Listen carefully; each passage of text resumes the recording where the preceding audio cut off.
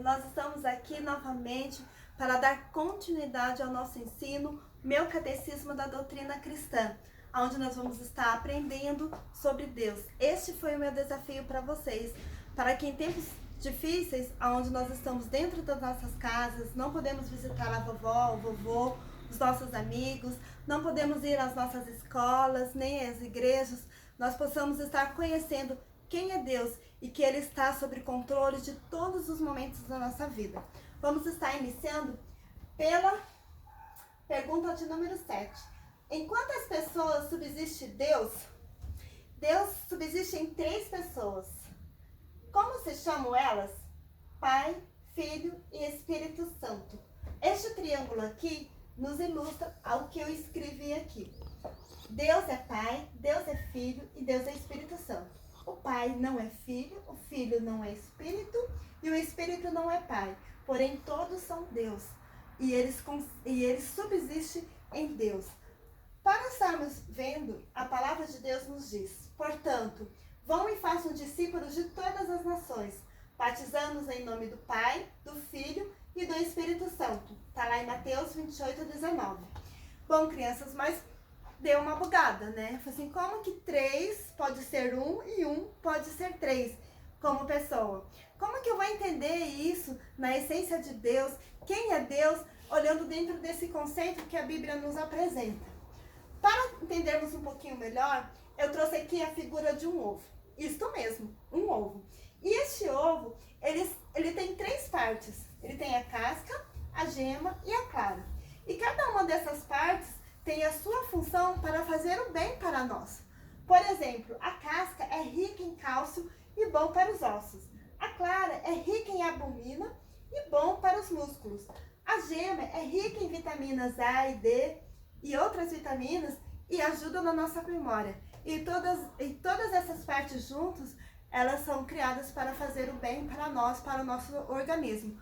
Por isso que os médicos vivem falando que nós devemos comer ovo. E os especialistas também, todos falam, como um ovo. Crianças, como um ovo. Então, crianças, olhando dentro dessa figura, a gema ela não pode ser ovo com ela sozinha. Ela precisa da clara e ela precisa da casca. Assim os outros elementos do ovo também. E assim também é o nosso Deus. Deus, ele sendo Pai, Filho e Espírito Santo, ele não pode ser Deus sem um deles, sem o Pai, ou sem o Espírito, ou sem o Filho, ou sem o Espírito Santo. Todos esses 3 formam Deus. E a Bíblia diz que cada um deles tem a sua função. Por exemplo, o Pai é o idealizador da criação, aquele que idealizou toda a criação, toda a obra de redenção, que é a obra da nossa salvação. E também do Pai procede o Espírito Santo, que vem para ser o nosso Consolador. O Filho, isso mesmo, o Filho é um Salvador. A Bíblia diz lá em João 3,16 que Deus amou o mundo de tal maneira que deu seu Filho unigênito para que todo aquele que nele crê não pereça, mas tenha vida eterna. O Filho veio para nos salvar, para pagar o preço do nosso pecado e para nos dar o passaporte para que a gente possa estar indo morar no céu com Deus. E o Espírito Santo? O Espírito Santo é o nosso Consolador. Quando Jesus subiu ao céu, ele falou que o Pai iria enviar o Consolador, que seria o Espírito Santo. E o Espírito Santo teria a função de nos consolar, de interceder por nós e nos ensinar a orar, porque nós não sabemos orar como convém, e nos convencer da justiça, do juízo e do pecado. Essa é a função do Espírito Santo. Ele nos ensina sobre as verdades de Deus. E esses 3 compõem o próprio Deus. Então, a pergunta número 9 diz: quem é Deus? Deus é um espírito e não tem corpo, como os homens. Lá em João 4,24 nos diz o seguinte. Deixa eu pegar aqui minha colinha. Em João 4,24 nos diz o seguinte, que Deus ele é espírito e importa que os seus adoradores o adorem em espírito e em verdade. É interessante, crianças, que Deus a gente não pode imaginar Deus como um homem ou como qualquer outro objeto da natureza, porque Deus, ele é Deus sobre todos e a sua essência não se compara a coisa nenhuma criada. Deus é Deus e é isso que nós temos que saber. A pergunta número 10 nos diz: onde está Deus? Se Deus ele é Deus e ele é Espírito, aonde está Deus? Onde nós podemos encontrar Deus? Deus está em toda parte. Lá no Salmo 139, de 8 a 9, nos diz o seguinte, que se eu subo aos céus, se eu subo lá no céu, Deus está comigo. Se eu desço lá no profundo abismo, Deus está comigo. Se eu pego as asas da alvorada, lá está Deus. Se eu me detenho nos confins dos mares, ainda lá Deus haverá de guiar com a sua mão. Nós não podemos nos esconder de Deus. Deus está em todas as partes e Ele cuida de nós. Por isso que Deus, Ele conhece todas as coisas, porque Ele está no controle de todas as coisas. As perguntas 11 diz: você pode ver a Deus? Bom, se Deus está em toda parte, será que eu posso ver a Deus? Bom, crianças, a resposta é: eu não posso ver a Deus, porém Ele sempre me vê. Lá em Provérbios 15:3 nos diz o seguinte, que os olhos do Senhor estão em todo lugar, a presenciar os maus e os bons. É interessante nós vermos que os olhos do Senhor estão em todo lugar. Eu não posso ver Deus, eu jamais vou poder ver Deus, mas Deus pode me ver e Ele tem o poder para ver todas as coisas. A pergunta número 12 nos diz: Deus sabe de todas as coisas, porém, se Deus está em todo lugar, será que Ele sabe todas as coisas? A resposta, crianças, é realmente sim. Deus sabe todas as coisas. Ele é revelado como Deus onisciente, isso é, que o seu conhecimento não tem medida. Onisciente diz que o conhecimento de Deus que Deus é a essência do conhecimento. Ele não contém o conhecimento, Ele é o conhecimento. Lá em Salmo 139, nos versículos 1 a 4, diz que o Senhor Deus, Ele nos sonda. Ele está conosco. Ele sonda como nós nos levantamos, nós nos deitamos.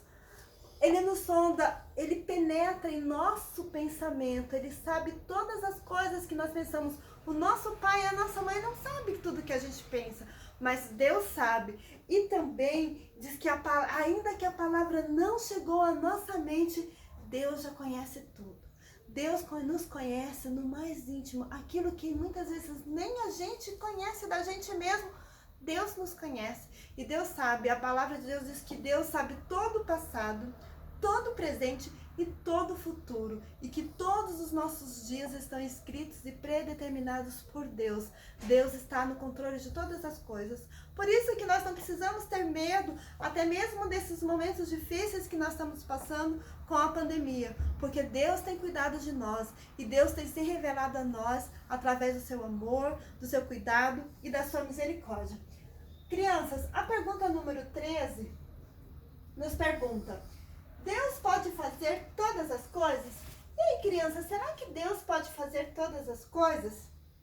Se Ele vê todas as coisas, com certeza, sim, Ele pode fazer todas as coisas segundo a sua santa vontade. Deus, Ele faz todas as coisas. Lá em Marcos capítulo 10, versículo 25, nos fala o seguinte, que há muitas coisas que são impossíveis para os homens.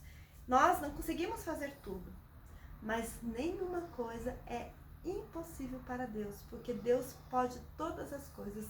Tudo é possível para Deus, porque Deus, Ele detém todo o poder. Essa palavra aqui, onipotente, diz que Deus tem todo o poder. E não existe nada neste mundo que se compare ao poder de Deus. Porque Deus, Ele é poderoso, porque Ele é o Criador e fez todas as coisas. E Deus, Ele tem o poder de cuidar de nós, tem o poder de cuidar do nosso coração quando nós nos sentimos sozinhos, e tem o poder de resolver todas as coisas. Somente Deus tem esse poder. A pergunta de número 14 nos diz: onde se aprende a amar e obedecer a Deus? Crianças, pensa bem. durante essas perguntas sobre o ensino sobre Deus, nós conhecemos que Deus, ele é o nosso Criador. Ele fez todas as coisas. Ele nos criou para a sua glória. Ele é um Deus que subsiste em 3 pessoas, Pai, Filho e Espírito Santo. Ele é tão grande, ele, mesmo sendo grande, ele se importa e nos ama e cuida de nós. Ele cuida em todos os lugares que nós estamos, ele está com os seus olhos sobre nós.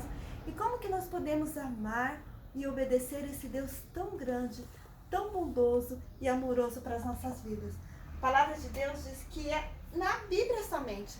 Somente na Bíblia nós aprendemos a amar e aprendemos a obedecer a Deus. A palavra de Deus lá em 2 Timóteo 3, 16 a 17 nos diz que toda a escritura é útil e inspirada por Deus, útil para o ensino, para a repreensão e para a educação na justiça. A palavra de Deus nos ensina, ela nos educa e ela nos mostra o caminho. E nós nunca podemos esquecer disso, crianças. Nós vemos aí que existem muitos ensinamentos. E esses ensinamentos, eles nos ensinam coisas que podem ser verdade ou podem ser mentiras. Né? Até mesmo na escola nós podemos aprender isso, ou com os nossos amigos. Mas nós temos que ter na nossa mente, sabendo que a palavra de Deus, ela não tem nenhuma mentira. Ela não tem nenhuma dúvida. A palavra de Deus é a verdade. Ela não contém a verdade. Quer dizer, ela não tem a verdade. Ela é a verdade. É a verdade de Deus que nos ajuda e nos ensina e nos instrui para que a gente possa viver uma vida em amor a Deus e em obediência a Deus. A pergunta número 15 nos diz: quem escreveu a Bíblia? Lá em 2 Pedro 2,21 nos diz o seguinte: homens santos foram ensinados pelo Espírito Santo. Quem escreveu a Bíblia foi escrita por homens. Isso mesmo, por homens. Ensinados por Deus. Eles foram ensinados por Deus. Para que a gente possa estar entendendo um pouquinho sobre como que Deus passou a Bíblia, que é a palavra dele, para os homens, é como se fosse assim, Deus falando ao coração dos homens e os homens escrevendo.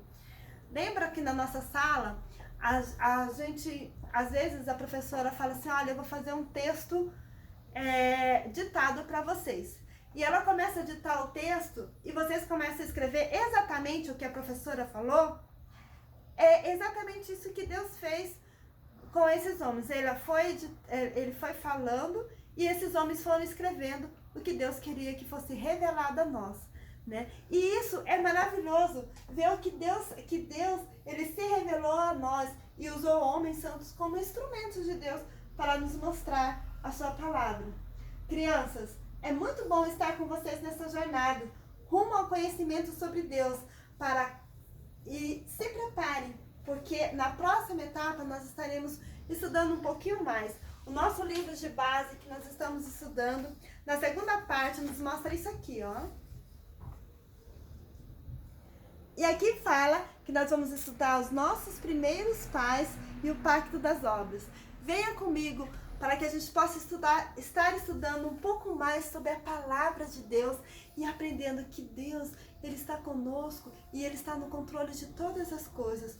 Que nós possamos olhar para tudo isso que está acontecendo hoje em dia, para as doenças que tem, pelas dificuldades que nós estamos tendo, e sabendo e ter a paz no nosso coração, porque Deus está cuidando de todas as coisas. Deus cuidará de mim, da nossa família, da nossa igreja, dos nossos amigos, da nossa cidade, do nosso estado e do nosso Brasil e do nosso mundo. Deus está no controle de todas as coisas.